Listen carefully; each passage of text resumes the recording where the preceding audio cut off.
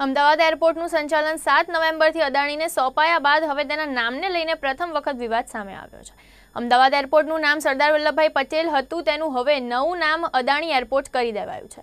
Airport પર Adani એરપોર્ટ્સના board લગાવી દેવાયા છે, જેના પગલે હવે કોંગ્રેસે વિરોધ વ્યક્ત કર્યો છે। માટે સરદાર સાહેબના નામનો ઉપયોગ કરે, પણ જે એમની પહેલા દિવસથી મનસા હતી કે આ એરપોર્ટનું નામ સરદાર સાહેબના નામ સાથે જોડાયેલું છે એને કઈ રીતે બદલીએ, અને એ મનસાના ભાગરૂપે ખાનગીકરણને પ્રોત્સાહન આપવા માટે અને પોતાના ઉદ્યોગપતિઓ મિત્રોને ફાયદો કરાવવાની મનસા સાથે આ એરપોર્ટોનું ખાનગીકરણ એમણે શરૂઆત કરી।